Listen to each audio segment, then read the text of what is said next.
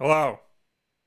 What's up, everybody? Welcome to Wulff Den Live episode 116. 116. 116, the one that we are doing 10 minutes away from each other, but we are not in the same room because it is another blasted nor'easter out there. God damn it. Life is a toilet. This is the Life is a Yep. Toilet show. Welcome, everybody. Yeah, this is what we got to do. So for those of you not in the know, specifically the northeastern part of the United States, it's particularly like the New York, New Jersey, Connecticut, Massachusetts area has just been getting pounded with snow, like a lot, like at least once or twice a week. And So much we are in the pounding middle of it. going on. We are in the middle of another one right now. It wasn't too bad, like early in the morning, but like it just started slowly but surely piling up, and ice is a big factor. And it's only So Wednesdays. Yeah, that's And true. like, listen, I don't care about any of the other live streams I do 4 live streams a week. All right, I do 4. Right. So this is the order, in order of importance from least to most importance. The 2 Twitch streams, the Sunday gameplay stream, then this stream. This stream is the most important. This is the show must go on stream. This has to get done regardless of what's going on with us or the weather. The other ones could care less. Don't care. Right. This one, very important. Has to get done. Every single time this month that it snowed, it's been on a freaking Wednesday. And now all of our crap is a half an hour away, and it's up north where the snow's the heaviest.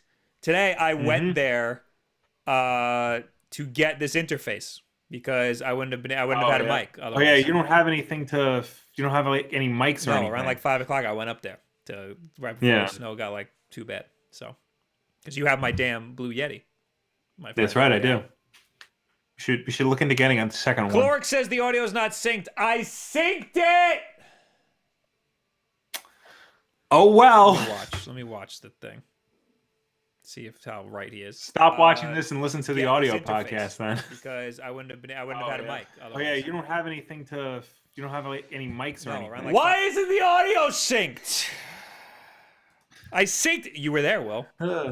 I was there. We tested it. We tested the whole thing. You were there when I synced it.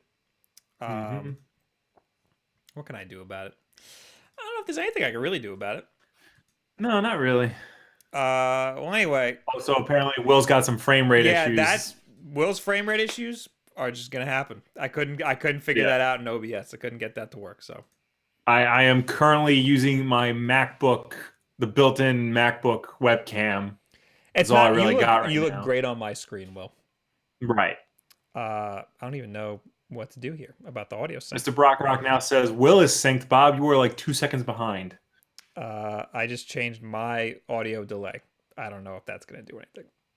Okay. I started recording. I'm actually recording something so that you'll have audio. Nice. Ben Everhart says, "Resync, you effing moron!" That you're very helpful during this time of need. Anyway, the first thing I want to talk about is the Nindies Showcase because that happened. Okay. I don't know. Did any other Nintendo stuff happen today? That's that happened yesterday. That was a big deal. I don't think so. I saw Chris Kohler of Kotaku put up a picture from the Double Fine booth at Day of the Devs, and it just says, "Call me when you're on the Switch." Oh, damn. So, all right, hold on one second. Very helpful during this time of need. Anyway, the first thing I want to talk about is the Nindies Showcase. Oh, I'm still very, very delayed. But I could fix this. All right. That should fix it. I'll do one of these. So, I have a list here. My computer is chugging like crazy. I threw a whole bunch of stuff in our Google Keep. Good, because this is really the only thing I have. All right. Did you see the Nindies Showcase? I didn't see it. I caught the list afterwards, though. The first thing that is on the Paragon article is Mark of the Ninja. Yes. You played that, didn't you? I've played that. Yeah, I have it on Steam. It's very good. Maybe now that it's on the Switch, I'll play it more. Hold on one second. That should fix it. I'm holding. One of these. So, I have a list here. My computer is chugging like crazy. I threw a whole bunch. If you're hearing the audio back, if you're listening to this in podcast format, that's me trying to resync the audio. I'm gonna keep doing this. You said you played it on Steam. It's very good. I think I have it on Steam. You might have. They threw it in a whole bunch of like humble bundles at one point. It's from the guys who made Shank and Shank 2. Also really good Did you game. play Shank? Yes, I played the first one. I didn't play the second one. Mark of the Ninja is really good. It's a 2D stealth game, which you don't really see ever. Don't you use the mouse to aim and stuff? No, you can use a joystick, gamepad. Because isn't there like a reticule on screen that you move around while you like 2D walk and you can aim where you throw your shuriken. So you can use the mouse for that. Yes, I played the first one. I didn't play the second one. Everybody's saying you're synced. Mark of the Ninja is really good. It's a 2D stealth game, which you don't really see ever. Don't you use the mouse to aim and stuff? No, you can use a. Oh yeah, I'm good. Right. I'm good. We're all good. Everything's good. Thank God. Yay! But yeah, Mark of the Ninja. That's exciting. We don't have a lot of stealth games anymore. No, a lot of the ones that we have been getting have been like very action heavy, which is which is kind of disappointing. Even even Metal Gear 5 was like very action heavy. So this is a true stealth game, and it's 2D. Yes. Maybe I'll play it. The whole aiming with the mouse. I don't because I played it with a gamepad. I played it with the Xbox 360 controller, and that worked. And it worked. That worked yeah, well? It worked fine. Oh, okay. I feel like that'd be weird. I feel like you're thinking of like that was an option to play with the mouse because it's on console, right? It's on like other consoles, right? So they had to have found a way to port it. All right, well then I'll play it. That was like my big concern. Yeah, I mean, it looked like it was made for a mouse. It's been a long time since I played it, so you might just use like the right analog stick to aim your throwing star or whatnot. But I remember it playing fine. Right, like it wasn't cumbersome or anything. The next game is Fantasy Strike, which is some fighting game, which doesn't appeal to me in the slightest. Yeah, I'll be honest with you. Everything after Mark of the Ninja like lost my interest. Just Shape. Well, there's a few. Mark of the Ninja wasn't even one of my favorite ones. It wasn't even on my top 3. But now that I know you don't need to use the mouse, it's not a big deal. Just Shape Beats looks cool. It's a rhythm. Musical bullet hell. That sounds interesting. That's what they call it. Yeah. So that looks pretty cool. I think I've seen that at conventions before. Garage, which is like looking like a really gory, like a top-down shooter. Kind of like what's that game? Hotline Miami? Yes. Nice. The trailer didn't show any combat. It was just the guy like running around because they couldn't show any blood or anything. Oh. Yeah. Damn. Did the lip sync fall off now? I think the lip sync fell back off before. Great. Garage, which is like Clark says Will's video is running at 5 frames per second, but otherwise it's perfect. Shooter. Kind of like what's that game? Hotline Miami? Yes. Nice. Oh no, now people are saying lip sync is off. Oh, any combat. Oh my god, the lip sync is so bad. What can I do? Let's see here. What if I use a different webcam? What are you using now? I am using the Logitech webcam. Will that even do anything? It's going to be big. Let's see what it looks like. All right. Ah! Oh, yeah. That webcam looks like it's different. I'm huge. I'm so big right now on the screen. I can't move it. It's locked.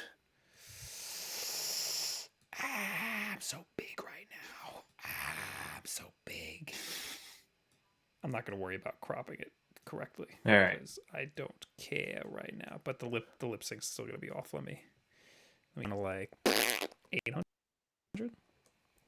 I'm sure this is quality content for the listeners. Oh yeah, absolutely. Let me do one of these. I'll raise it a little bit. So, yeah, Garage is interesting. I'm probably not gonna play it. Yeah. Next up is Pool Panic. It is by Adult Swim Games, and it looks like the style of like a new one of those, trendy old, one of the new hip looking cartoons. Like it looks like the main character looks like Pops from Regular Show. Okay. Yeah. Interesting. Let me check this sync. I'll raise it a little bit. Oh, it's very off now. So, yeah, Garage is interesting. Oh, okay. We're getting there. We're getting somewhere. Eventually, this will be a good. All right. There we go. I think I could check that immediately. No, I can't check that immediately. All right, so Pool Panic. Everything is a game of pool in Pool Panic. Oh, yeah, it's pool. Pool meaning like the game pool. Like billiards. I don't know which camera I'm looking at anymore. Snooker, if you're English. Snooker. Published by Awesome Games, in over 100 levels, players will take aim in cities, jungles, and deserts, solo or with up to 4 friends in local multiplayer when the game launches this year. Let me check the lip sync again. There we go. I think I could check that immediately. No, I can't check that immediately. I got it. We're good. All right, thank God.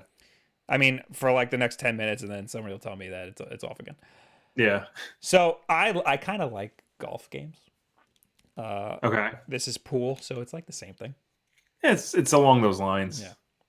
Next is Bomb Chicken. Somebody tweeted me before I even knew that there was a Nindies Showcase. Yeah. Somebody tweeted at me, Bomb Chicken looks good. And I was like, what are you talking about? It's food? Is this food? Yeah. I know crack chicken. I'm watching it now. Bomb trailer. Chicken. Yeah, it looks pretty interesting. It kind of reminds me of Metroid with the whole dropping bombs and using that to get yourself places. Yeah. I mean, the art style is really good, and that is very important to me. No matter what anybody says, art. I keep looking at the wrong camera. No matter what anybody says, art style is very important in a video game. This one looks really good, and it's like you said, it's a 2D side scroller. It's an action game, but you basically you're chicken and you lay these bombs. Yeah, and you can stack them on top of each other so you can get to certain areas. So it's an action game that's also a little bit of a puzzle game. So I'm kind of into that. Apparently you're desynced now, but I'm not going to worry about that. Oh, super. I'm the important one. Your whole situation was all screwed up to begin with. So yeah, pretty much. Story of my life. Maybe I'll do with you what I do to AJ and just have your little face and then like a pulse.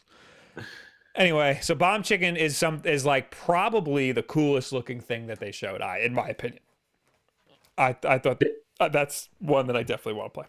Yeah, it looks very good. There's Lumens Remastered. Have you played the old Lumens? Luminous. Oh, Luminous Remastered. So the interesting thing about that is there were back in the halcyon days of the original DS and the PSP. There were 2 games. There was Lumines and Meteos. The PSP had Lumines and the DS had Meteos, and they were both made by the same guy. Oh. So I always thought he made Lumines for Sony and Meteos for Nintendo. Now he's bringing his Sony game to Nintendo. That's interesting. It's like a puzzle, rhythm puzzle game. You know, you got to like solve the blocks based on the music. It's interesting. I might pick it up. It's always good to have a puzzle game on a portable system. Oog87 says, ooh, look, Bob liking a game Bomberman. Who knew? Game like Bomberman. Who knew? I don't know why I'm into Bomberman so much. Bomberman is good. I guess that's why I like it. Next, we got Reigns, Kings, and Queens. I don't even remember this. I'm gonna look at the video right now and probably ruin everything. I'm like, oh, I remember this stupid game. Take control of your kingdom by swiping left and right on various requests from the people of your kingdom. The Nintendo Switch version of Reigns, Kings, and Queens will feature an exclusive local co-op multiplayer mode when it launches this spring. So it's like Tinder for It's Knights? A card game, but it's a video game card game. Okay. So I'm sure it's great if you like card games, but that's not me. Lightfall looks awesome. Trying to watch the trailer now. It's a platforming, it's a speed running platform game. Oh, those are good. Yeah, I'll read it. Lightfall is a fast-paced platforming adventure where players take control of the Shadow Core, a magical box that propels them throughout each of the game's stages. The game also features a speedrun mode with global leaderboards. Lightfall will launch first on Nintendo Switch as a timed exclusive this spring. I guess Paragon wrote that part. I very much like, platforming side scrollers. This one, it seems like the focus is on being as fast as possible. My interest is, I'm curious about, they say, what is it? The players take control of the Shadow Core, a magical box that propels them throughout each of the game stages. And when I first saw it, it looked like, because it looks like you control the Shadow Core more than you control the guy. Right. To me, it looked like maybe somebody was placing, because the Shadow Core is a box, and you basically just, when you're midair, you create a box, and then you can jump off of it. So you could just, I don't know how it's limiting or anything, but it looks like you could just jump forever just on these boxes. In Celeste, have you played Celeste yet? No, right? I have not played Celeste. Celeste is just like Super Meat Boy. Right. I played Super Meat Boy. And in Celeste, you have a dash, and you can only dash once while you're in the air. In this, it looks like you can just use the box forever. Okay. But to me, it looked like somebody was placing, like, how do you place the box? It looked like somebody might have been touching the screen, and that's how they were placing the box. Maybe. But upon further inspection, it looks like maybe you just hit a button and the box just appears underneath you and you jump off of it at the same time. I don't know. I'm very curious how this game is going to play. Because that's the major mechanic. That's a very important mechanic. So it depends on how that one core mechanic works. Yeah. I'm just looking at the chat here to make sure that everything's still good. Yeah. Next is West of Loathing. Yes. A Wild West themed goofy RPG filled with plenty of puzzles, puns, and turn-based combat. It will hit the Nintendo Switch as a console exclusive this spring. Now, turn-based combat RPG, that sounds like a turn-off to us. And usually it would be. But this art style has me interested. It's just stick figures. Just stick figures. It's all in black and white. It looks goofy as hell. So I'm gonna keep my eye on this one. This might be something, Bob. This might be a good one. Wildcat1 in the chat said, "Bob, when's your beard getting a full release?" I thought that was good. That's a good question. I'm screenshotting that. That's a good one. You're funny. You're a funny guy. I screenshotted the wrong one. The chat's moving. Okay. What about West of Loathing interests you? I guess the story, because it looks they kept going, oh, it's a wacky game, it's funny, hilarious. Don't throw up. Pretty much that. So, are you actually gonna play it? I mean, I'll keep my eye out on it. If it's on its sale, maybe. If we get a code, I'll pass it your way, because I am not interested in this at all. Yes, thank you. I'm not big on narrative games, to be honest. I like narrative games. The problem is I don't have time to play them. Yeah, that's the thing. It's like, if I'm gonna have like a narrative experience, I'd rather just listen to or like watch a show or a movie or something. Well, because I think narrative is important, like context. You know, like if you know what you're doing and why you're doing what you're doing, I think it helps. And I think it can help take like a mediocre game and just push it over to the good route. I don't think there's anything wrong with being narrative driven. I don't think there's anything wrong with it. I just think that I guess I don't have the attention span for it. Like, if I'm watching a movie or watching a show, I'm going to be doing something else while I do that. And you can't do that with a video game. Right. It's also one of the biggest reasons why I don't play that many games, or I don't play as much as I would like to, because I'm always doing something else. And when I play a game, I want to be in control the whole time, you know? Right. So that, in order to keep my attention there. Mm-hmm. How the hell do you pronounce this? They pronounced it weird. It doesn't look like how it doesn't sound how it looks. It looks like Pode. Yeah. But it's pronounced Potty? I don't remember, but it's a co-op puzzle game inspired by Norwegian art and culture. Yes. Okay. The art style looks really cool. It does. It's not. That doesn't really interest me. So sorry about it. This next game interests me though. What is it? You tell it, because my computer's freaking out. Messenger. Yes. A unique side scroller that lets players switch. Wait. Do you hear that, Will? No. You don't hear that? No. What am I supposed to be hearing? The snowplow making a whole lot of noise outside. Oh, I know. I didn't hear that. I'm sorry. Continue. The Messenger is a unique side scroller that lets players switch between 8-bit and 16-bit look as they time travel through this adventure. The game will feature a mix of upgrades, abilities, and speedrunning opportunities when it launches this summer. So it is basically Ninja Gaiden, Revenge of Shinobi, and you switch between two different kinds of sprite artwork.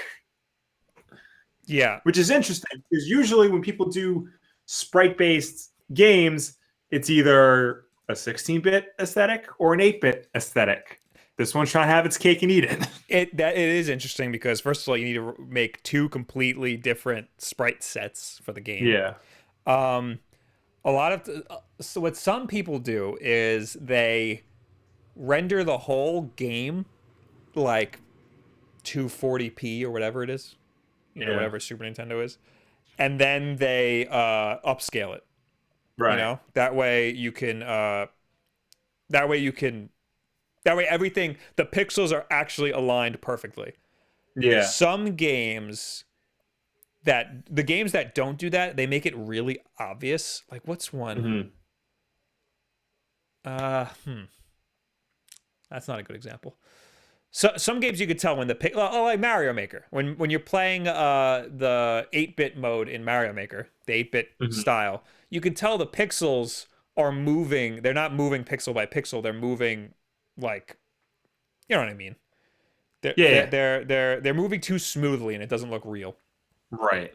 I'm curious how the hell this game's gonna do that because it looked fine. Yeah. But in the trailer, you only ever really saw the 8-bit mode. You barely saw the 16-bit mode at all. So if like, and I'm interested because you'd think 8-bit and 16-bit they're very similar in terms of like the games that came out, but there are enough subtle differences that like change the way you play. Right. Like you can't play Super Mario 3 and Super Mario World the same way. Something like that. Right. Yeah. Well, the physics would have to be very similar because, I mean, with Mario Maker, the way Mario Maker did it, because I absolutely love Mario Maker. Oh, really? I didn't know. Mario Maker has the physics of New Super Mario Brothers. Right. And everything else just uses the same physics. So, right. But I feel like that was less, a gameplay mechanic and more just for consistency's sake. This looks like they're really playing into the differences between 16 and 8-bit. Yeah. And this is basically Ninja Gaiden. Yeah. And it's been a while since we got a good one of those. Yes. Ninja Gaiden, not Ninja Gaiden, what is it? Shinobi? Shinobi is my favorite. It's been forever since we got a good Shinobi. Revenge of Shinobi, that's the best one. Revenge of Shinobi. Shinobi 3 is also awesome. Revenge of Shinobi, Revenge of Shinobi is the surfing one where there's a level where Shinobi 3. That's Shinobi 3. I get the two confused. Shinobi 3 is the good one. Yeah. Well, Revenge of Shinobi is also good. Yes, but Shinobi 3 is significantly better. The best, yeah. Because you could surf. Yeah. $5 from R. Dilly. Oh. Hey, Bob. Hey, Will. I'll give you my 16-bit. LOL. Love you guys as usual. It's still snowing by you guys. Is it still snowing by you guys? It sure is, and that's why we're here doing this. Look at the window. Hold on. Oh yeah, I'm never leaving this house. We probably could have done it in the same room, but all of our stuff is all over the place right now. Yeah. So this was the easiest option. We should have just done a Google Hangout. We are doing Google Hangout, but we should have done like a Hangouts on air. Yeah. But I wanted to be fancy, and this is what I get for trying to be fancy. This is what you get for being fancy. I try to make things look good for you guys, and because of it, it bites me in the ass. My desk right now is the box for the BenQ ultra-wide monitor. That is funny. That is my desk. Next game. Oh, I just closed the window. Oh, I had it up. It's Bad North defend strongholds in this roguelike real-time strategy game. Players can let their Vikings battle on when Bad North launches first on Nintendo Switch this summer. It kind of looks like a tower defense game. I don't care. Remember when those were popular? I don't care about it. Oh yeah, tower defense. Right, I remember when they put tower defense in Assassin's Creed 2. No, one of the spin-offs, Revelations. Yeah. Yes. They put it in the game. They made a big deal about it. You had to do it once. And if you were good at the game, you never had to do it again. Yes. I was good at the game, so I never had to do it again. Next is the Banner Saga, which a lot of people are excited about. were upset. Yeah, the Banner Saga is really popular. People were upset that it wasn't in my like favorite ones of the list. Well, it's not a game that like we would normally play. Yeah, I'm not interested in the slightest. It's an RPG, right? Yeah. But it's like a weird turn-based RPG. And it's like, Japanese RPG, so it's like insane. Right. But it is coming. All three are coming to the Switch. I think the third one is going to launch first, which is weird. And then the other two are going to get ported over. Interesting. Yeah. That's the end of this list. Yes. But that's not all of the games. Right. There was another one. Wasn't there another one that I was interested in? Oh. Hold on. Was there? I mean, there's two that were interesting that were announced afterwards that were really important. It was like insane that they weren't part of it. Oh yeah, what were they? Oh, okay, that was all the ones that Okay, so the number one, which should have been right at the very end because this is very exciting. Hyper Light Drifter. That is why the hell was that not in the Indie Showcase? Beats me. That's such an important game. Mm-hmm. That's the one everybody wanted on the Switch, or at least I mean, you know about Hyper Light Drifter. Do you know about it because of me? Yes. Oh, well then never mind. Maybe I'm in my own little bubble. I'm the only one who cares about Hyper Light Drifter. Yeah, probably. But that game is amazing. So that's the one that is most exciting. Mm-hmm. Anyway, also somebody in the chat, I want to give you your credit here. Somebody in the chat said this, and I actually didn't know this was coming. This definitely should have been in that also.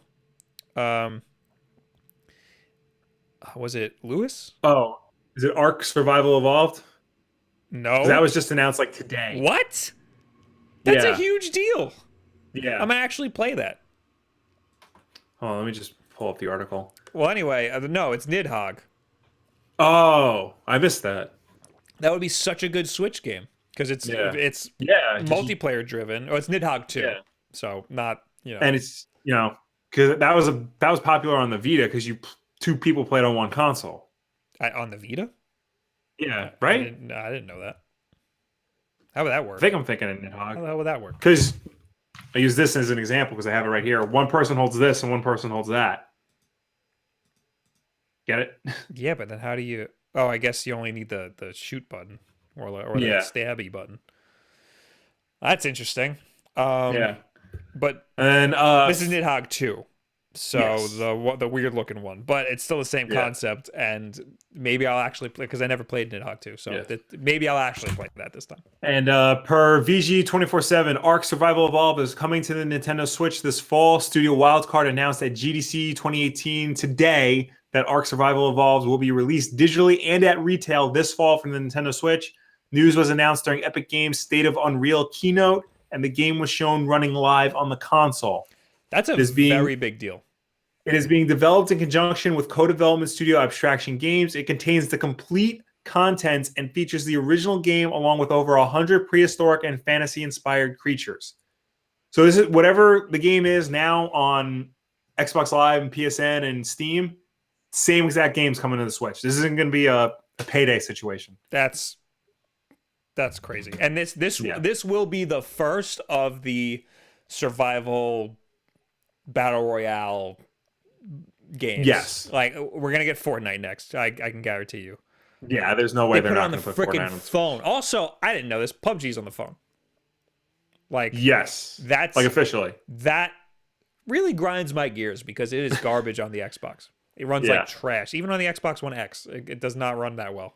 I just saw something that's supposed to get an update that'll fix that. But I'm sure. Yes. Yeah. Just patch it up.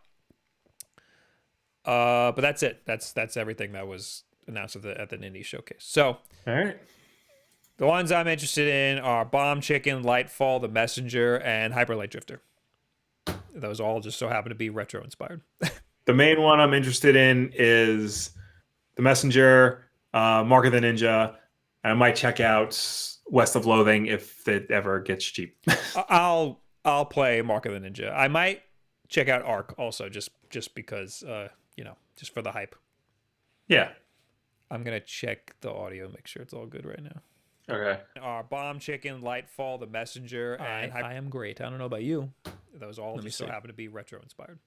The main one I'm interested in is Feel Fine, Messenger, Mark of the Ninja.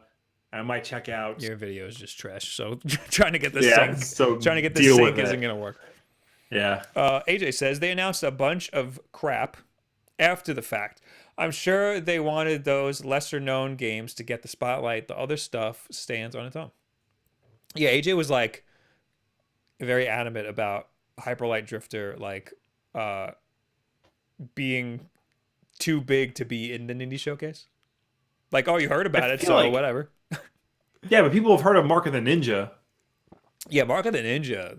Like, that's a very big deal. That's a very big game. Yeah. That's probably bigger than Hyper Light Drifter, or was. Yeah. I mean, it's been out for a while. True, but it was very popular when it came out. Eric Henley says, why they put it on the phone and not the Switch first? I have no idea. I guess he's either talking about PUBG or Fortnite. I think they put it on the phone first because if you think there are more phones than there are Switches out in the wild. Yes. And mobile gaming is big, especially in like Asian countries. Fortnite is bigger than like the world right now. Fortnite is too big for us. Yeah. Like, so going on the phone, they're trying to hit even more mainstream audiences. Right. And I think, you know what? Now, you put it all together in my brain right now. This is all starting to make sense. I don't think it was ready on the phone until after that stream with Ninja and Drake. Yeah. You heard about that? Did we talk about it last week? No. Didn't it happen after? It might have. Well, this was absolutely crazy. Yeah. It had the most concurrent views of any Twitch stream. Yeah. Over 600,000. Almost hit 700 at one point. Yeah. Which is insane. And then Ninja was on CNBC talking about... Yeah, explaining the whole situation. Yeah, and talking about how much money he makes and stuff. Yeah. That's why CNBC was like, oh, this gamer makes $500,000 a month. Let's talk to him because that's crazy. Ain't that crazy? Yeah, let's all make fun of the kid for playing video games. Exactly. Really? One of the women was like, why do people want to watch you play video games? And then he had to explain himself. Yeah. But I think that happened, and then Epic was like, look, Fortnite is all over the news right now. We got to push this mobile version because it's mainstream. That brought Twitch into the mainstream for a little bit. And, yeah, it definitely did. And now, I mean... Everybody wants in on Fortnite. Fortnite Logan is on... Paul is getting into Fortnite, thank God. Fortnite is all on console. It's on every console except for the Switch. Yeah. Most mainstream people who play Fortnite, like Drake and Travis Scott is his name, they were playing on console. And the only reason this was able to happen was because Fortnite is cross-platform. Yeah. So putting it on iOS makes a lot of sense. But it should also be on the Switch. It's a little... It'll come to the Switch. It'll come to the Switch. It's a little crazy. Yeah, like they'll put it on the Switch. Let's be real here. Before they do any of that, you know what they got to do? They got to fix my freaking Epic account because it's still broken. I still can't play on the Xbox. Oh, I can play. I just have to use my second Xbox Live account because I have two now. Can you believe that? I believe it. The saga of me emailing Epic, the last... in there, so like when you sign into Fortnite, it says log in with your Epic account. So it's like, okay, here it is, and then they go, wait, you have your account on another platform? Oops! If we knew that, we wouldn't have told you to log in. Now you can't play on any of the consoles. Like my EA account is logged into every system. My Uplay account is logged into every system. They make it really enticing for you to want to log in. But then when you log in, it says, oh, you can't play on this console anymore. That's crazy. You should have known better. And then it says, unlink your account by contacting support. You contact support. Support says, thanks for contacting us. Just so you know, unlinking your account won't fix a platform lock. Have a nice day. And it's like, what do you mean have a nice day? You need to fix this. And nothing. Still nothing.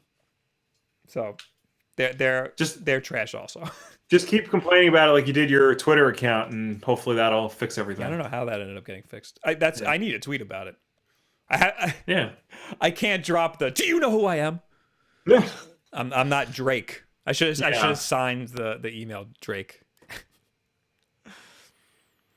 2 Too Old for Fandom says, Will looks like Bob complains about the same every day.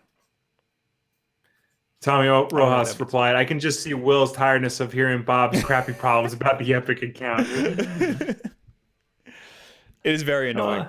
The whole situation is very annoying. Only because I want to stream with my friends. Right. And I have to use a separate account. Yeah.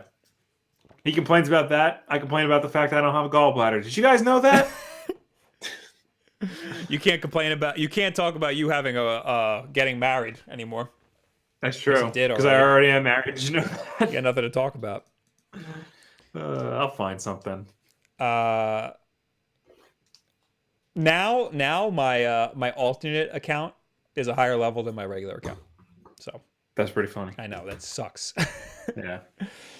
Anyway, I don't even have anything else. All right, I got a bunch of stuff. I have 2 things I can plow through really quick. All right, let's do that before we talk about me and my things. First up is Sonic Maker. I wish I could show it on screen, but I don't want to brick my computer. Okay. Somebody made a Sonic Maker. It's like Mario Maker, but it's Sonic. Really? And you can use Bezier curves to make the ground, so you can do slopes. Will. Oh man. Well, if slopes were important to Mario, they're very important to Sonic. Yes. Slopes sounds like a derogatory term for some sort of nationality. I think it is. I don't know if this is it. I'm on sonicretro.com. I'm trying to find screenshots so I don't have to pull up the actual video. Right. I'll just pull up the video. We'll brick my computer. We'll see what Twitter, happens. it's twitter.com/sonicmakerproj, P-R-O-G. P-R-O-J, sorry. Well, it's playing on screen right now. Yeah. There it is. Yeah, the sprite work for Sonic looks awesome. Yeah. My whole computer's freaking out. Yeah, those are the Bezier curves. Mania, yeah. It's like Mania, but it's a little more than it. It looks like I mean, I know Mania has like an extra frame for like rotations than Sonic 3. But this has like extra frames for like the whole sprite looks redrawn, and he's got like extra frames for like his idle animation. Yeah, like he's bouncing up and down. Yes, it looks completely redone. Yeah. It looks cool. The physics look like they work really well, which is very important. Yeah. I don't think that Sonic lends itself well to a maker as much as something like Mario does. I feel like Mario is way easier to make a level than Sonic. Sonic is way too it's way too level based. I would definitely agree that Mario is easier because Mario is much more grid based and like it's much more like 2D. But there is a huge Sonic maker community out there already. I mean, that's how we got Mania in the first place. I'm not saying people aren't going to make good levels. I think they will. Yeah. I just think that oh no, this is definitely expert mode. It's much harder to make a good Sonic level than it is to make a good No, it definitely is. And it was the same thing with Mega Man Maker. It's not easy to make a Mega Man level. Sonic is harder, I think. Because that's the level design is what makes a good Sonic game. Yeah. So, I think this is cool though. I'll play it. Well, I said that about Mega Man Maker, and I never played Mega Man Maker, so. But this is Sonic, so. This is Sonic. It looks good. It looks like they're doing a good job. Yeah. I wonder when I could play it. Jackson says, "What Sonic Maker? I'm so hype." Yeah, people are going to be pumped for this. And then Ninja Spire says, "Mega Man Maker. Mega Man Maker is better." You don't even know. You don't even know. Trippin' Balls says Game Maker Maker. That is a thing. I have RPG Maker on my phone. Yeah. Ninja Spider also says you guys should check out Sonic Utopia. It's 3D Sonic fan game. That's not bad. I checked that out. I've seen videos of it. I haven't played it. Yeah, yes, I've seen videos on it. My problem with all of these Sonic fan games, I got a little problem. I got a little tiff. What is your problem? A lot of people are like, look, this is Sonic, but it's good. This time this is 3D Sonic done well. You're giving it a pass because it's a fan game. Like a lot of things that fly in a fan game wouldn't fly necessarily in a AAA release. Like they're still glitchy and like broken a little bit, these fan games.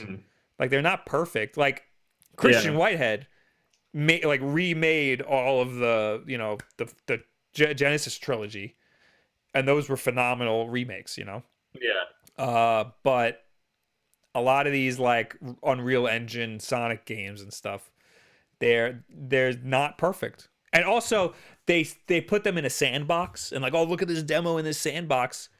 Is it gonna work outside of that sandbox? And in a lot of cases, no, it's not gonna work. Yeah, that like something like Sonic Utopia, and there was another one similar to that. They put Sonic in like these big open levels, and it looks cool. But Sonic works best when he's like focused on, just racing. Yeah. Like that was a big problem with Sonic Adventure games. You spread things out too much and you start to lose control of the character. Yeah. So that's why like the Colors and Generations method of just like barreling him down a track like works the best. Yeah, and having multiple paths is very important to a Sonic game, I think. Right. So having multiple paths is, if you're barreling down a path, have multiple ways the player can go. Yeah. Give them as much control as possible, though. So it doesn't feel like you're just on rails the whole time.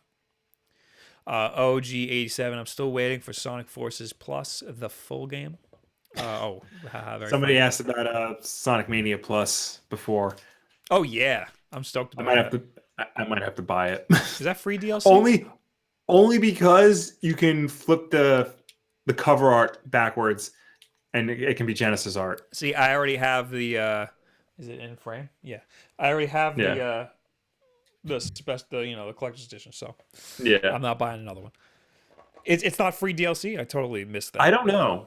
They didn't say. I thought it was. But you're getting 2 new characters. You're getting encore mode. You're getting a new competitive mode, 4-player competitive mode. I haven't played it since I beat it, and I want to beat it with all the characters. So I still haven't. I'm still on like the last level, and like I can't get past it.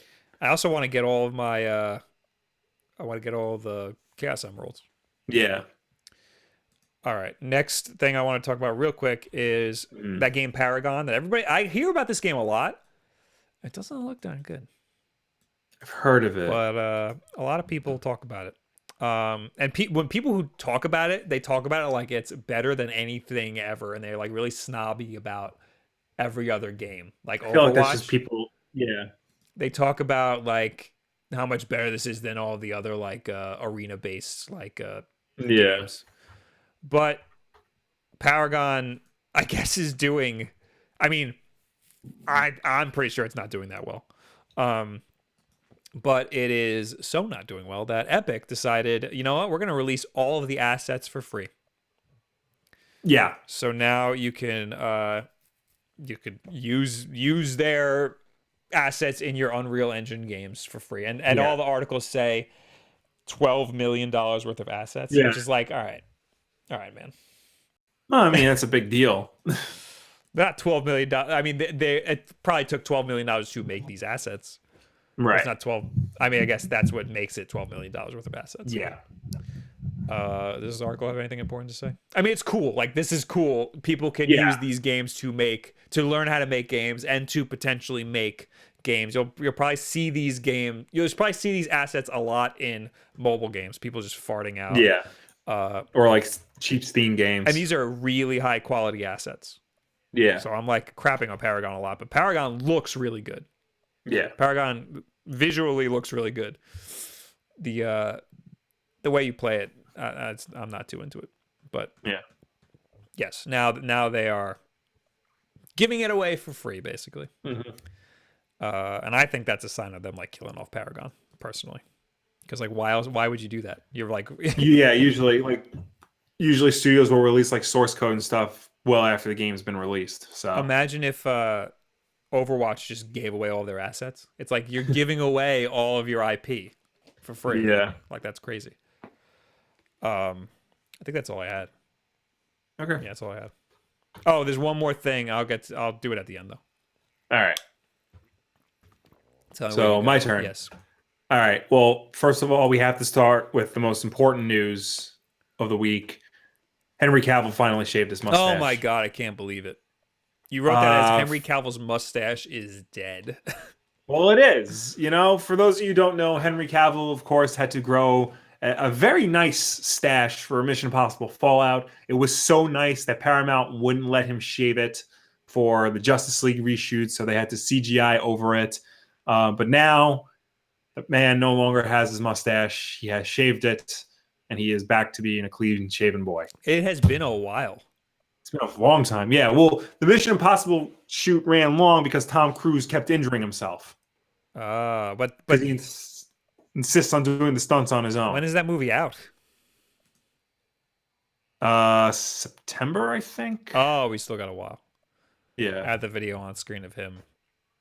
I have it written down. I actually have it written down somewhere. Because the trailer was during Black Panther, I think. Super Bowl. Super Bowl, okay. Yeah, Super Bowl. All right, well. Good for him. Cool, great. It should have been sponsored. It should have been a sponsored video. Should have been. Yeah, he did a whole Instagram of it. He should have teamed up with like Harry's or something. Oh no, I think it's August. Or maybe I don't know. I got myself a little memo pad of like, I gotta watch all the Mission Impossibles before then. They're on sale on Blu-ray on Amazon for like $20, the first 5. So if you want to catch up. $5 from R. Dilly. Will they release SNES games on the Switch? If not, why the F not? They will. Yeah, just gotta figure out when. Virtual Console comes out. So later this year, probably. Yeah, when is Virtual Console? September. Oh no, online. That's Switch Online. Yeah, it's online. Hopefully that's also when Virtual Console comes out, but we don't know. Will they release all of the SNES classic games? That's the question. Yeah. All right. The Clown Prince of Crime in the chat, who has the flaming Smash ball as his icon, says, "Did you see the new Smash Brothers trailer for the Switch?" Yes, that was last week. We talked about it last week. That was. I was very excited for it. I see you're very excited for it too. Why wouldn't you be excited for it? Yes. All right, what do you got? What else you got over here? All right, so keeping with our boy Henry, Justice League is officially the lowest grossing film of the current DC cinematic universe. No duh. It did very astronomically bad. It did well. Okay, so it in total in its whole theatrical run worldwide, it grossed $647 million. Now, in a normal world, that would be considered a success. But we don't live in a normal world. We live in a world where every film has to get $1 billion, otherwise it's a failure. Well, and it's a team-up movie. You know, that's why. Yeah, that's another thing too. It's a team-up movie. All the Avengers team-up movies do $1 billion, but this one couldn't make it. For comparison, so this is number 5. Number 4 is Man of Steel with $668 million. Number 3 is Suicide Squad, with $746 million. Number 2 is Wonder Woman with $821 million. And number 1 is Batman vs. Superman with $873 million. It's crazy that the worst one is the number 1. You think Batman vs. Superman is worse than Justice League? Yes. I still have to watch Justice League. Here's the thing. On a purely technical level, Suicide Squad and Justice League are worse than Batman vs. Superman. However, Justice League and Suicide Squad did not fill me with rage like Batman vs. Superman did, and that's why it's worse. Well, all right then. I think people finally they saw Batman vs. Superman, and they saw Justice League, and they saw that it didn't look that different. So why would I go see it? What's interesting to me is that Wonder Woman was critically acclaimed. Yes. And it did worse than Batman vs. Superman. I guess it's just the name. You got Batman and Superman in the same movie, so everybody's like, I see this. That's why. Well, I think for what Wonder Woman was, it's the first film of a character who had never had a movie before. $821 million is a very good number for a solo superhero movie to hit. A lot of the Marvel films don't even hit that, like the solo ones. I'm sure they. Marvel movies are getting bigger and bigger, though. Yes. No, they are. Like, I don't think we're gonna see a Marvel movie hit lower than that again. We might. maybe Ant-Man, maybe. Yeah, Ant-Man's not gonna hit that. I don't think Doctor Strange hit that. Really? Yeah. $5 from R. Dilly again. R. Dilly, stop giving us your money, but I appreciate it. I appreciate your money. Stop giving us your money. But buy something. Spend it on yourself. Yeah. Or a special someone very close to you. He says, "Why am I so obsessed with the Switch? What the f? Listen, man. Take some of this money and buy some Switch games. Feed your addiction. Yes. There's nothing wrong with liking the Switch. I played Kirby the other day. How was it? It was, I was playing it and I was like, this is too easy. I don't know how I feel about this. I kind of like it. I kind of want to finish it. It's very easy. Sure. Then you do it's it. very short. That's why I want to beat it. It's pretty good. It's good. Yeah. I don't know if it's $60 good, but it's good. Good. That's all I got. All right. Jason Todd in the chat. I haven't seen that name in a while. Says, Yeah. Bob, read this comment. Okay. Oh, and then he says, I honestly don't see how Wonder Woman is different from the rest of the DC universe. Me and you both, my friend. But you know what? I don't want to get in trouble right now. The difference is that it's good. Mom. It's like actually good. Mom was watching it the other day. It was on TV. Yeah. And I was ripping it apart, and she was like, "You're just trying to make it a bad movie." She's not wrong. All right, what's next? Give me more stuff. All right, what's next? Okay. Bring me into video games. Bring me to video games. All right, we got you video games. The Atari, remember the Atari box? Yeah. So they finally have final design for it, and it's going to come out. It's going to be called the Atari VCS. Okay. The Atari legendary. This is ZDNet, legendary game company. Atari set retro hearts aflutter last year when it launched an Indiegogo crowdfunding campaign for something called the Atari Box, a living room device running Linux and supposedly combining the features of a PC and a video game console, complete with Atari classics. That looks cool. The design? Yeah, I think that looks really cool. Yeah, so I don't know if you have it on screen, but it's designed to look like an original Atari 2600, which the original name of a 2600 was the VCS. Oh, that's cool. So yeah, and it's coming to come with two controllers, a retro style joystick and a more Xbox 360 style gamepad. The Atari box is now called the Atari VCS, even though the console in product shots looks pretty much like the same old concept, an updated original Atari console with faux wood design. That goes for the joystick as well, which is clearly based on a vintage 2600 version. The difference appears to be the addition of a more contemporary controller, but it's going to feature the same black and red color scheme. Atari execs aren't saying much about the VCS, although presumably it will still run Linux so you can play new games in addition to Atari favorites. Promising a pre-order date, this is sometime in April. And Chief Operating Officer Michael Arntz emphasized in a statement released to VentureBeat that the company is committed to perfecting the console and respecting the heritage of the Atari brand. So this is still going to be some weird combination of NES Classic and Steam Machine with the Atari branding on it. It better come with a bunch of games packed onto it. I don't see the value without that. I think it's supposed to come with like Atari games built in. It better. And then you can download newer games to it. Yeah, it's also very good that it comes with two controllers. Even though they're very different controllers, I feel like you'll still be able to do some multiplayer games, right? Yeah. But I don't think it's gonna do well. No, I'm not buying this at all. I think it's a very dumb idea. Is there a price point yet? No, right? No. Yeah. They just said the pre-order is going to be in April. It better not be expensive. If it's under $100, I can see this thing doing well, but that's not going to happen. Yeah, no. If it's $200, maybe. Anything above that, this thing's not selling. $5 from R. Dilly. Don't tell me what to do with my money, LOL, JK. I love supporting those that deserve it. Sorry for the aggression.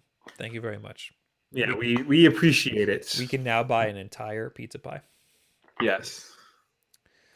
So yeah, I think Atari should not do this. I think they should just license out their games to other developers so that they can make newer versions of it, or just keep releasing flashbacks and putting the classics on modern systems. Although Atari has licensed their properties to Dynamite Comics, and Dynamite's been putting out some pretty interesting books based on Centipede and Sword Quest. Yeah. I mean, the best thing about the old Atari games is the box art and the promotional material. Like, that stuff is beautiful. So I don't know much about the Centipede one, but I know the Sword Quest one. Sword Quest was supposed to be the series of 4 games, and each game led to like a real life contest. And the winner of each contest would get like an actual like gold and steel award, like a chalice or a box or something, a jewelry box or something. And those 4 winners would eventually fight for a grand prize, which was a sword and a crown. I just dropped made of gold and jewels and stuff. But the contest never completed. So this current comic is about guys in their 40s trying to find all those lost treasures. Oh, that's pretty cool. And like it keeps like going back and forth between like the game world, not like the game world, but like, you know, the fantasy, and then like juxtaposing it with the reality of these losers trying to find the treasure, things like that. I wanted to get this book out. Your wife got me this book. Oh, yeah? What book is that? Art of Atari. Oh yeah, it's got all the different really cool paintings for the covers of the games, or the cartridges, or the promotional material. It's really good. There's a lot of really good stuff. Speaking of that book, I'll just mention this briefly. There is currently a Humble bundle. If I can pull it up, if this website will stop spazzing out on me. Where is it? There's a lot of colored pencil stuff in here. I'm trying to find some. The Humble Dynamic Forces bundle features that book. Oh. And a whole bunch of other comics from Dynamite, including Green Hornet Year One, Red Sonja, Ash Versus the Army of Darkness. Is it digital? Is it all digital? Yeah, well, it's all digital, but I believe if you pay $15 or more, you get 25% off a hardcover copy of The Art of Atari. I like that guy's face. 25% off? 25% off. Oh, this is like $40. It's probably cheaper on Amazon. Yeah. That's the thing. 25% off, it's probably like $20 on Amazon. So yeah, just get it on Amazon.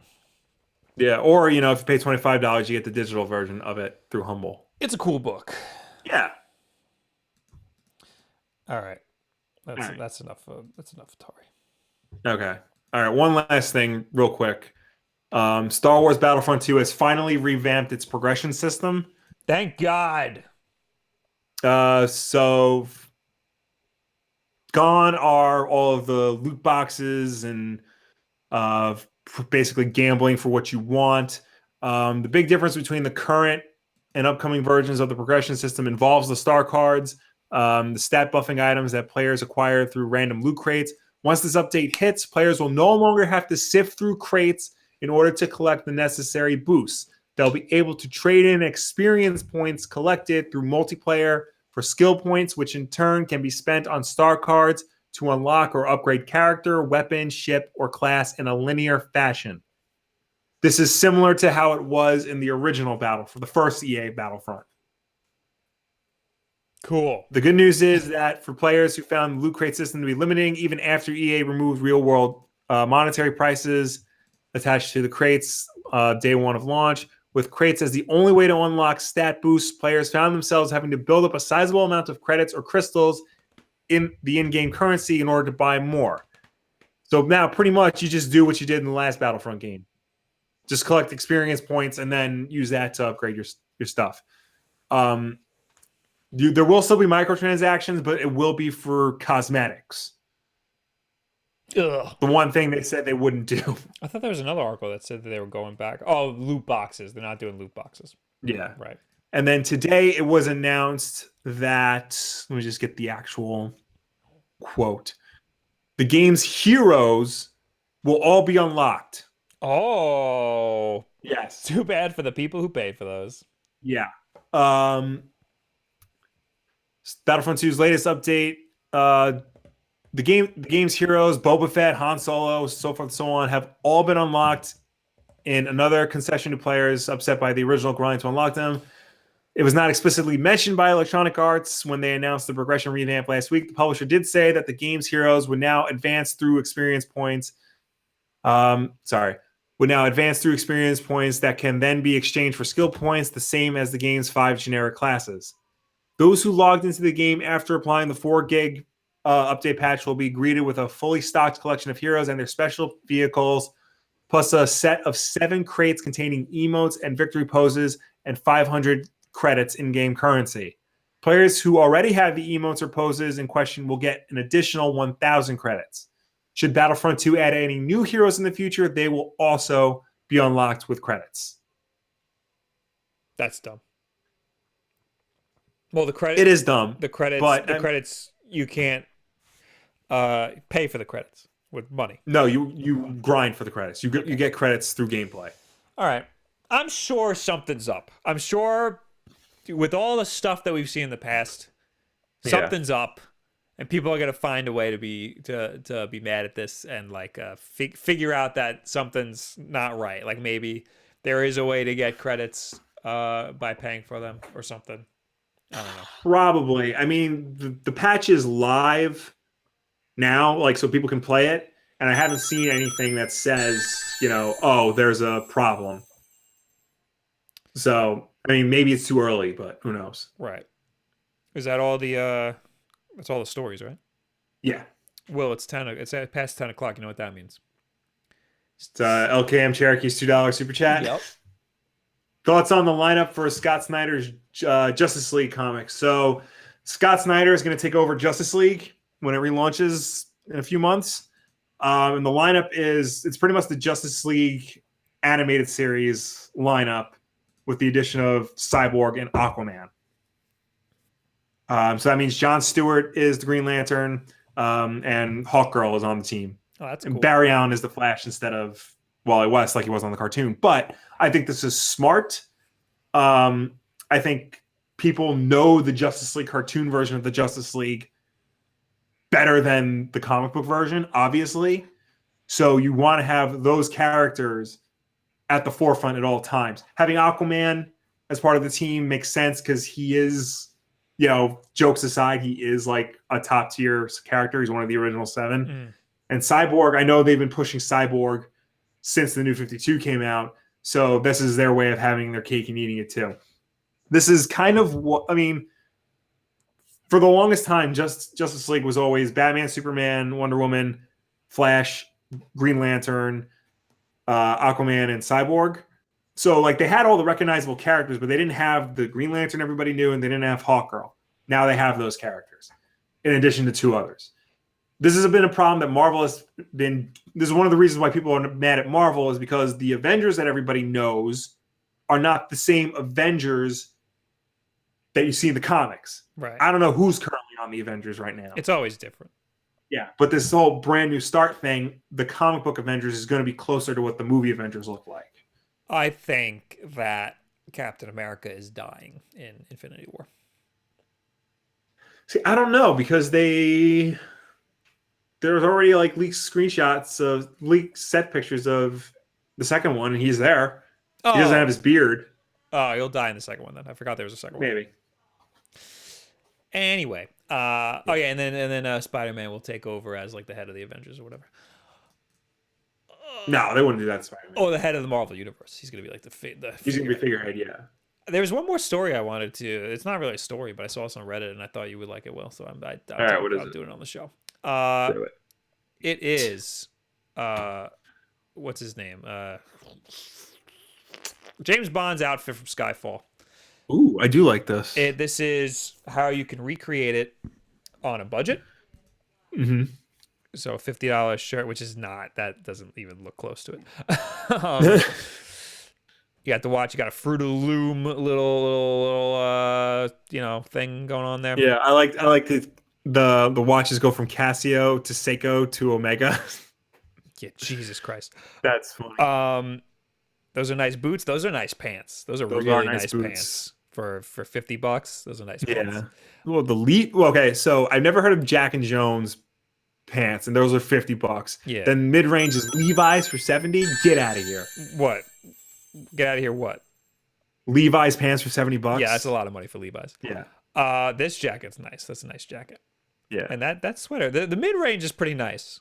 Yeah, the mid range. Go with the mid range, I'd say. The freaking screen accurate now. That is a nice jacket. Well, yeah, because James Bond, $60 for that jacket. Even when he's hanging out in his childhood home at the end of Skyfall, spoiler alert, it's still like the most expensive crap. Look at this. Look at this sweater, $350. Now look at the Fruit of the Loom. Yeah. I mean, yeah, it's different material. Anyway, but if you're gonna be cosplaying, I have those pants.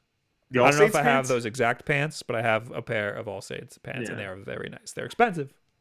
Very nice. I mean, chances are, if you're cosplaying as James Bond, you're gonna be wearing a tuxedo. That's but true. I still think this is really cool. This is just a good look, and they're just trying to show you how to recreate the look. I do like when Halloween rolls around, and like there's a character I want to dress up as. I will like look up like what they wear and try to get a close approximation of it. And I like things like this. This helps a lot. Before we go into Aiden's super chat, I want to talk about the tweet of the week. Tweet of the week! Tweet of the week! Tweet of the week! I hope my wife didn't get scared. She probably did. She probably did. All right, it's on the screen. Well, you should just click on it so you can see it. It's from Matt Patches. I don't know who he is, but it's a picture of the director of Tomb Raider and the Tomb Raider, Lara Croft. And he's directing her, and the quote is, "In this scene, I would like you to raid the tomb." And that's it. I like then his thread. The next one I didn't even know.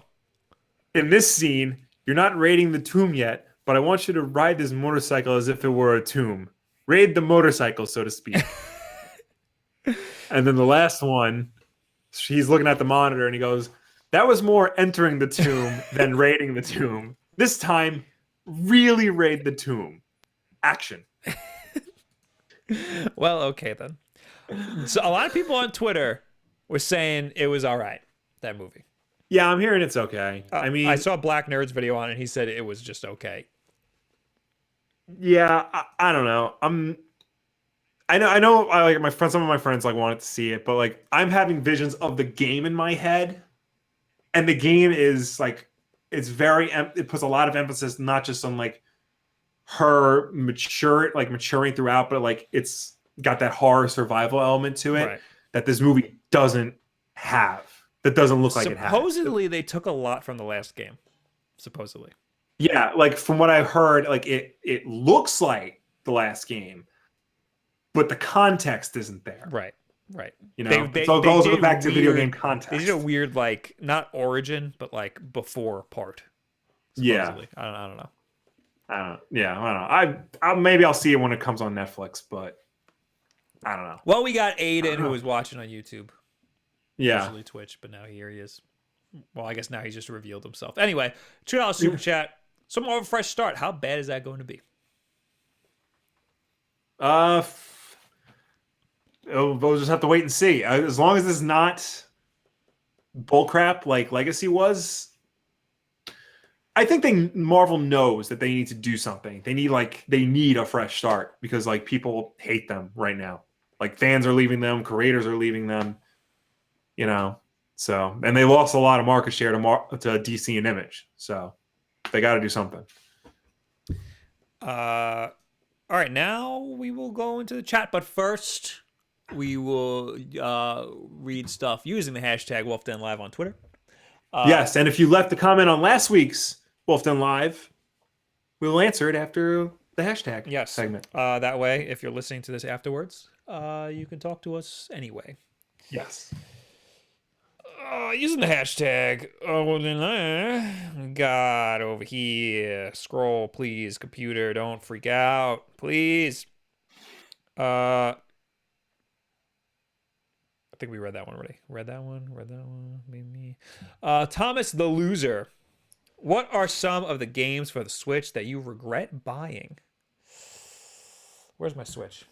Turn on See, right now. I didn't buy a lot of games for the Switch, so I don't really regret buying any of them.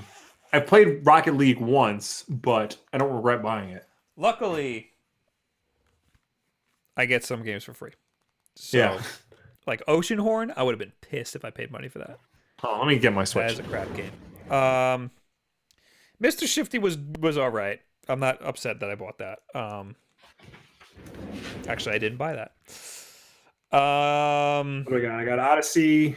Sonic Forces was terrible, but I knew I knew I was getting myself into. I got Mania, Sonic Mania, and Rocket League. Those are the 3 games I paid for. You barely have any games.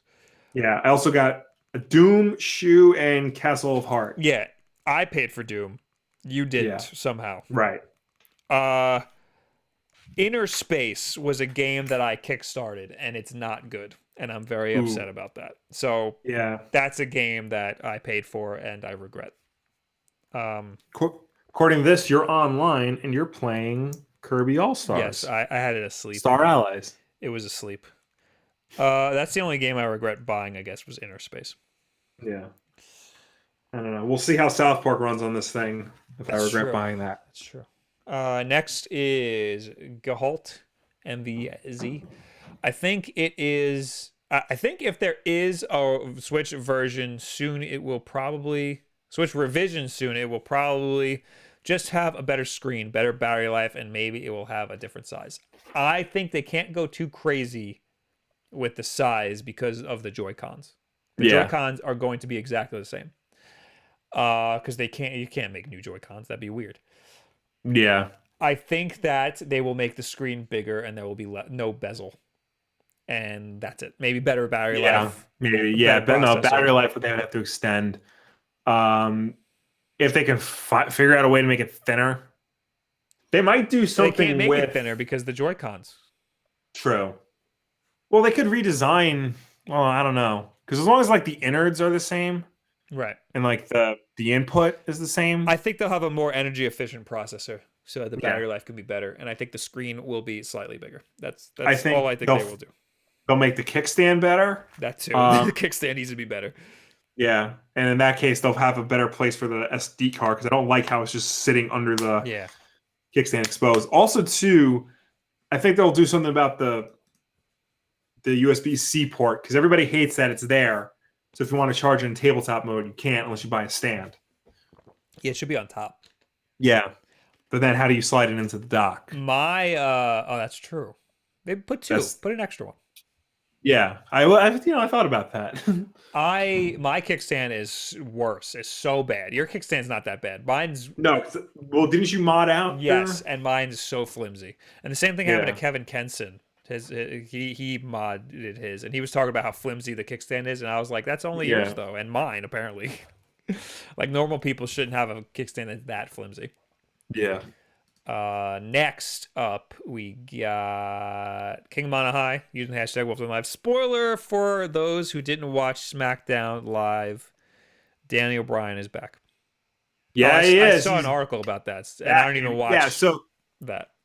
So for those of you who don't know about wrestling, Daniel Bryan, who like a few years ago was the most popular wrestler on the planet, like WWE was not pushing him, and just through sheer force of fan determination, they got him to be pushed, and he got a title shot and he won the title.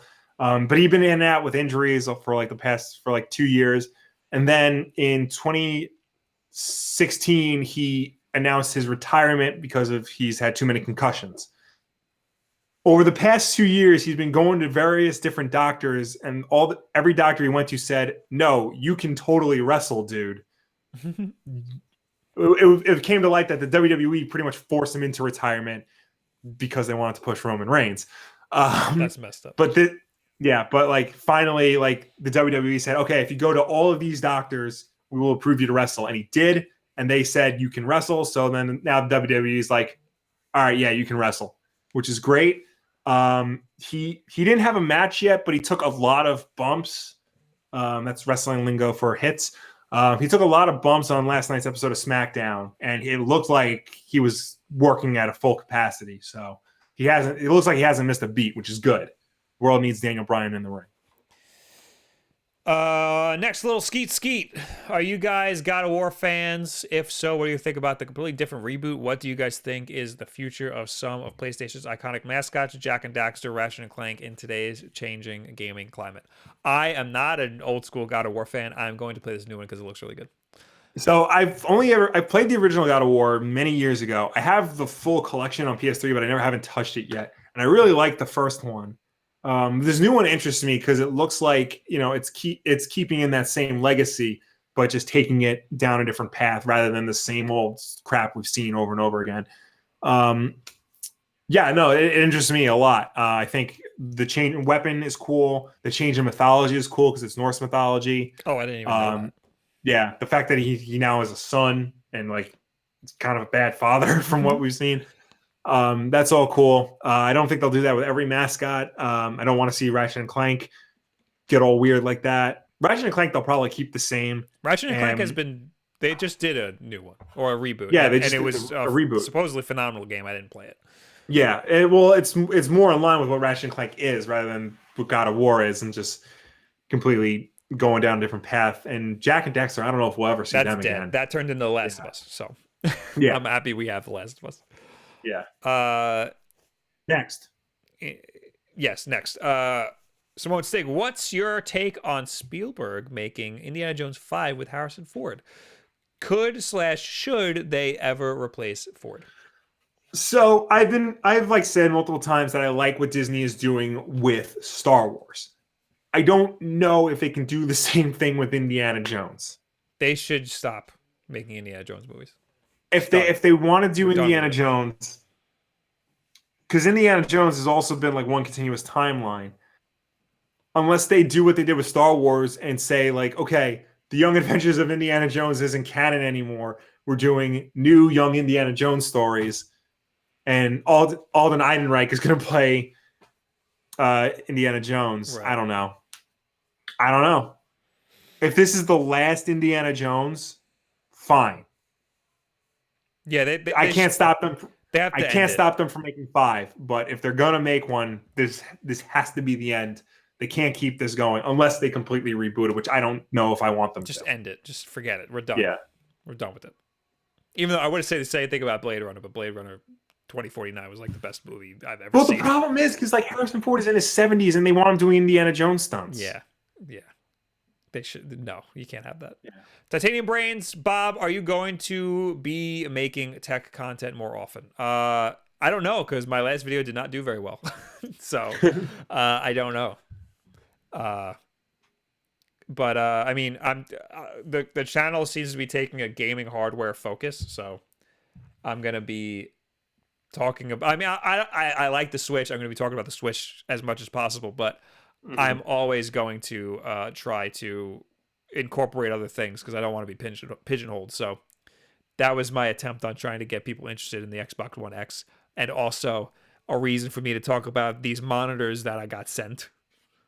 So I don't know. I don't know if I'm gonna talk about the next iPhone, but I'll definitely be talking about whatever new game consoles come out and stuff like that. Tommy Rojas, will any news on Black Label, and are you excited for it?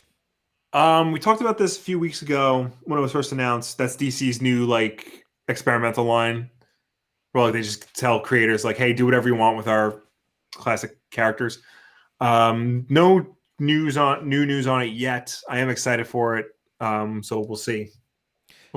Uncertain Sound, have you guys seen this racing game coming out for the Switch later this year that wasn't on the Nindies Showcase? And I have not heard of this, so I'm going to put it on screen right now. No, I don't know what this is. I did see that they're coming out with another Sonic racing game. I did see that. I don't know if it's a Sonic R sequel or a Sonic and Sega All-Stars sequel. It's Sonic and Sega All-Stars Racing, without a doubt. Because the way the logo looks, it's without a doubt that. The logo, that's the same R as Sonic R. The R is the same R, but the entire crest, that's the crest, Sonic and Sega All-Star Racing. Also, there were already rumors that we were getting a new one. Yeah. So we'll see. If I can feel the sunshine. This Switch racing game looks interesting because the cars are those like RC cars that like drive upside down, Like you think you flip them upside down. Very interesting. Okay. All right. Yeah, could be cool. Now we're on to last week's Wulff Den Live. Okay. Let me see if Fred, my guy Fred, right in the chat. Yeah, it looks like Fred put stuff. Kentama. Here's another thing you got wrong, you assholes. That last part was me. Suggesting they drop Wii Fit Trainer, my main, from the next Smash Bros. Wrong. I didn't know anybody mained as a Smash Trainer. He wrote wrong. Yeah. All right. Apparently, we got an opinion factually incorrect. Can you believe that? I remember I was watching something about like characters they should put into Smash, and they brought up how Wii Fit Trainer was really just there because people got fetishes. Which is fine. We're not trying to fetish shame. Yeah, you're right. It's fine. The Arm says, "Hi, Will. Hi, Bob. Greetings from South Korea. Oh, hello. I'm a big fan of your culture. Absolutely love your channel and all of your content. Funny, honest, and genuinely likable guys." Aw, that's too many compliments. Yeah. Wulff Den Live is one of the highlights of my week. Aw, even though I can't catch it live. It's great to chill out to on a Friday evening. Keep up the great content. Thank you very much. That was a very nice comment that we don't get often. Clint Greasewood, which is an amazing name. Yeah, it's the guy you have in your picture behind you. Yes. Does Nintendo plan to save anything for E3, or do they just not give an S about E3? They're definitely going to have a lot at E3. They're saving something for E3. They just do it differently. That's true. You know, they treat it like a direct, but they're still going to have stuff on the show floor. Whatever they have in the direct will be on the show floor. I think they will announce Pokemon like the week before. And then at the E3, they will have a big showcase of Pokemon. Yeah. Or Metroid. Or Metroid. But I think it'll be Pokemon. Yeah. I think it might be Metroid. Because Smash Brothers. Maybe, yeah. I think Smash Brothers and Metroid is a formula for a good holiday season. Yeah. And Pokemon is that's just going to be all that they have next year. Whenever Pokemon comes out. Yeah, next year is just going to be all Pokemon. Or maybe the other way around. I don't know. Yeah. Because Pokemon is its own. That is a sure shot, like gangbuster. Yep. Especially if they go with the original lineup, like people are theorizing that they're going to do like a reboot almost. Oh, wow. Trevor Grover, I wasn't expecting Smash until 2019 earliest. Yeah, me neither. Yeah, I don't think anybody was expecting it that early. Yeah. Gentle Raff, has anyone ever told Bob that he takes after Jean-Claude Van Damme in a funny way, facial wise? I don't like that. Nobody has ever said that. Nobody's ever said that, and I don't like that at all. I don't like that one bit. No, you got no. I don't see. There are many people I see in your face, and it's not Jean-Claude Van Damme. Very, very, very interesting. All right, that's all. Chris D'Elia, Seth Rollins. Yeah. Well, because you got the hair and the beard. Chris D'Elia and the guy that you get all the time. Martin Starr. Yeah, I get Martin Starr. Yeah. And no, he's not on the Islanders anymore, but Matt Molson. For you hockey fans out there. Yes, Matt Molson. Yeah, nobody says that anymore. Yeah, no, because he's not on the Islanders anymore. So that was it. Traded him, bastard. That was it for last week's Wulff Den Live. Well, there's more, but that's all that we got in the chat, which is fine because there's too many comments now. We can't read everything. And it's 10:30, and I promised my wife we would watch Versace. So when is that? Now. Oh, well, you know what? Life. We'll catch the rerun. Life gets in the way, Will. Yes, but life finds a way. Right. Now we're in the chat here. Yes. Let's take like a couple, and then I got Mikachu. What indie characters would you like to see in Smash? I know everyone says Shovel Knight or Sans, but I want the Drifter. Hyperlight Drifter is one of my favorite games of the past few years. That would be awesome, but you're not gonna get that. You're definitely gonna get Shovel Knight, or I don't think you're gonna get anybody from Undertale. I would bet a lot of money Shovel Knight's gonna be in it. Yeah, you're absolutely gonna get Shovel Knight. What are the other like big indie games like associated with Nintendo? The Minecraft guy, Steve. See, okay, maybe, but like Minecraft's owned by Microsoft, Yeah. and I feel like if anything, they put Banjo and Kazooie in before they put Steve. Like Nintendo would specifically want Banjo and Kazooie in before Steve. Almost choked in my water. I don't know. I think Steve, because Minecraft has a really good Nintendo integration. There's like a lot of back and forth going on. Yeah. And it's a popular IP. So, and as Omega pointed out in the chat, Phil Spencer has said like they will let Banjo in Smash. Right. If they want that. Right. Which I think they should. It would just be another stick to Sony. Be like, see, look, we're playing so nicely. Yeah. What's Sony? I mean, no, we don't want any Sony IPs. No, Snake. We're just gonna get another. We're gonna get another PlayStation All Stars Battle Royale. Everybody wants Snake. I didn't like Snake. I mean, I like that he was there. That was cool in Brawl. I didn't like him at all in it. I feel like they could have done him better. We got $5 from Just a Man Trying to Learn. Since it's obvious Will is more of a fan of wrestling than Bob, do you two have a show, movie, or just random hobby that you guys love with a passion? I guess separate from, like, I'm into wrestling, but you're not so much. Well, he's way more into comic books than I am, so that's why he talks about comics on the channel. Also movies. Yes. But he's very into video games too. Yeah, I say we're like into video games about the same. Right. The only reason why I lean a little harder into video games is because I worked at a video game store. Yeah. And I was surrounded by video games all day, every day. I would say like we played two different kinds like of video games, but for the most part, like we're about the same. We probably played the same amount of games. Yeah. But like, well, growing up, yes. Nowadays, like, because I'm playing Wolfenstein, I know you're not playing that. Will's also a steel trap. He knows everything about everything. It's actually really hard on my marriage. he just retains information in a way that just does not work with me. So, and if I'm trying to like think about it for too long, I fall on the ground and convulse because I know it's there, but I can't get it out. I will say that I like Metal Gear way more than anybody that I know. That's true. That is one thing that like that is my like the best trilogy of all time is Star Wars. Everybody knows that. Yeah, there's no question. But right underneath that is Metal Gear for me. Like for an IP, Metal Gear is right there. And I don't know why. I don't know why I'm so obsessed with it. I would say like I'm really into James Bond. That is true. Like more than just like, you know, oh, I like GoldenEye or I like some of the movies. Like I'm really into James Bond. There was that one time you did a Tremors rant on the show. I did do a Tremors rant. That was a good. Tremors is great. That was a good time. And of course, Blade, right. I was also very into hardcore music for a while. Yeah. Will definitely was not. It's because I don't know, like because I like heavy music a lot, but like the kind of heavy music I like is different from the heavy music you like. Right. I never got into really the whole like guttural screaming type. Right.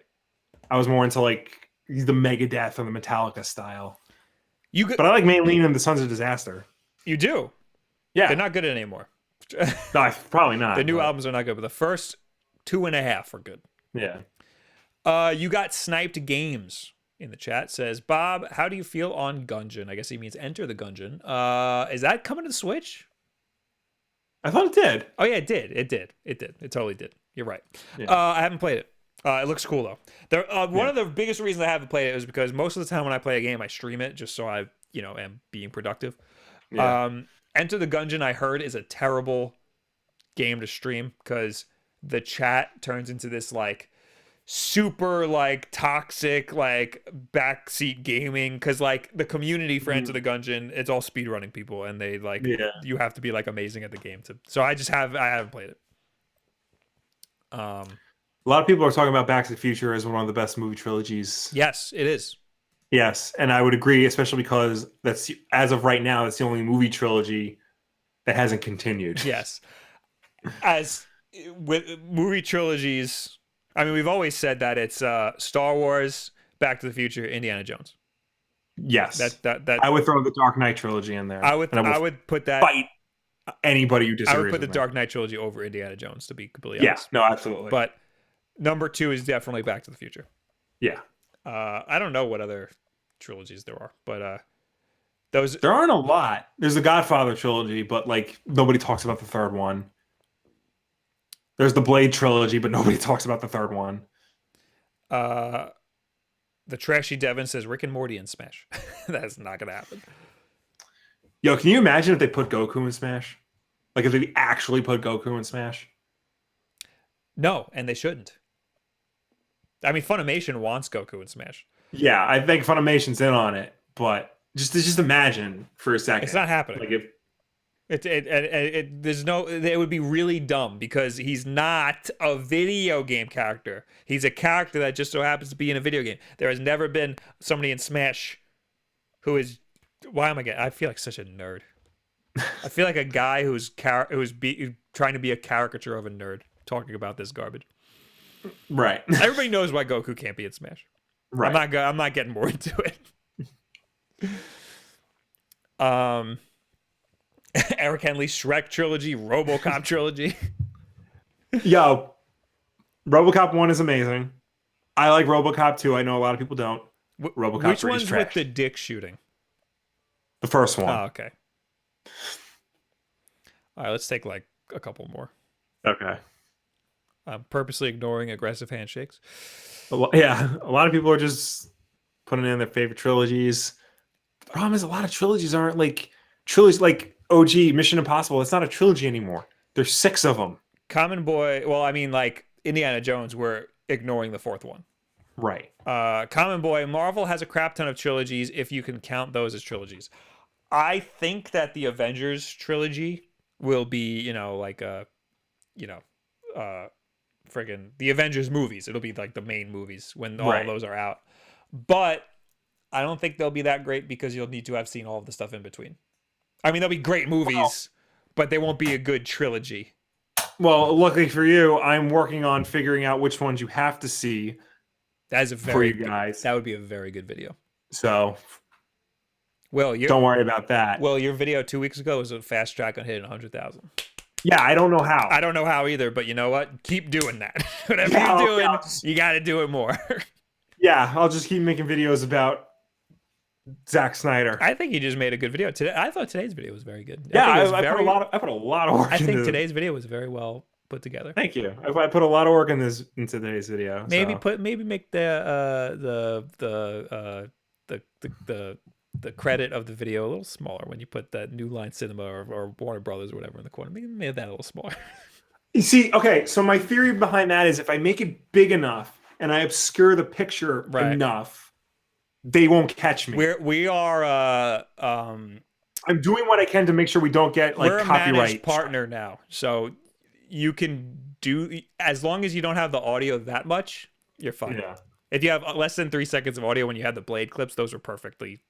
That was the perfect amount of time. That one time when you put like a minute and a half of like the Dark Knight Blu-ray, that was a little much. Yeah, I know that, but like you have to understand, I was really trying to prove my point. Right. And that 1 minute proved it was essential.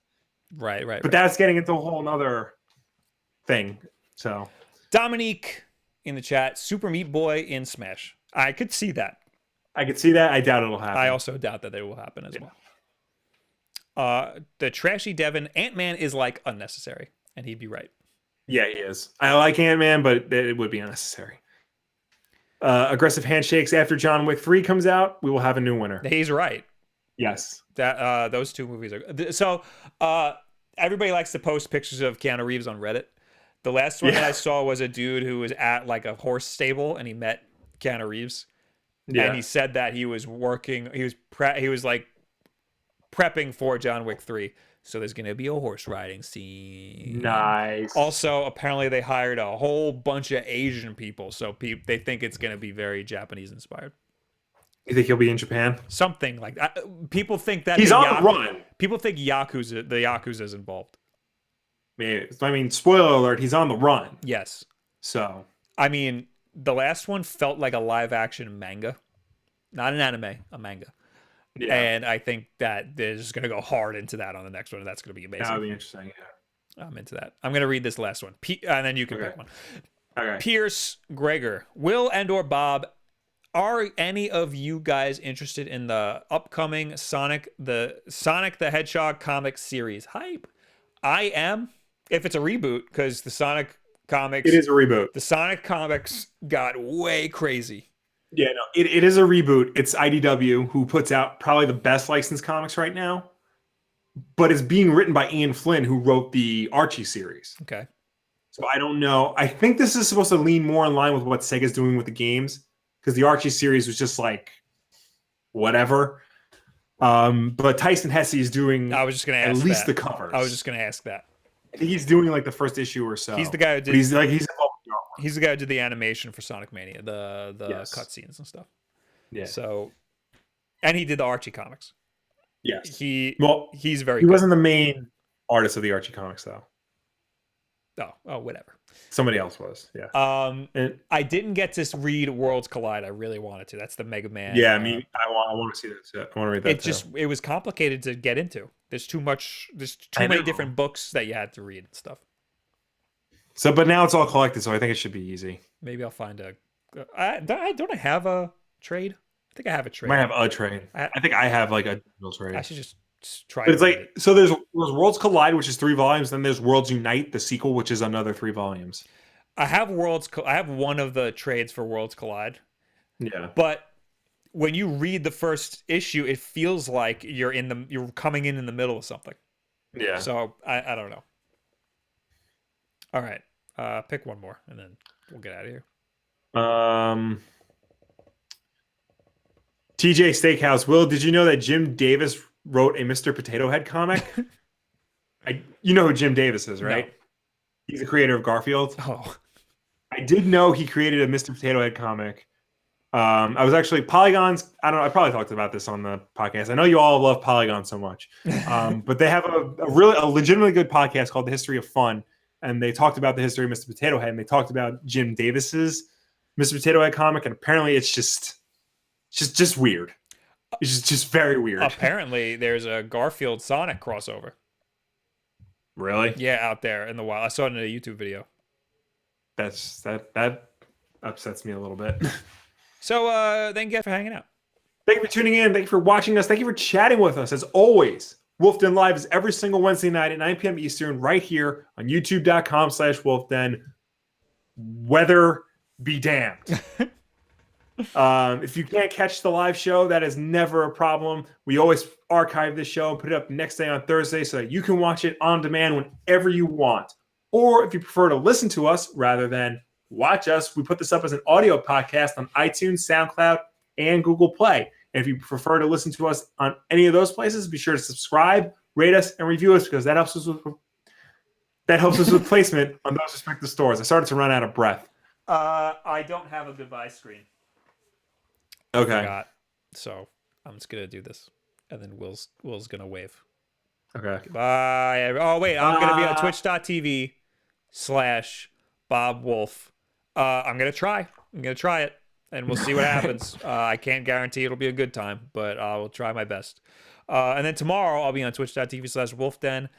Maybe Sea of Thieves. Oh yeah, I played Sea of Thieves. Oh yeah, how was that? It's so far. It's okay. I barely played it because the servers were being weird, but it's not something I want to play again, but I might. So thank you guys for hanging out. Go to twitch.tv/Bob Wulff, and then tomorrow twitch.tv/Wulff Den. I'll see you later. Goodbye. Bye. Here's Sonic's face. Oh, and here's Metal Sonic. Here you go. I'm still waving, dude. Now kiss. We have 20-second delay I have to fill before I turn the screen off. Okay. All right, I'm just gonna cut all this out of the audio then. Yes, please. I love you. Love you too.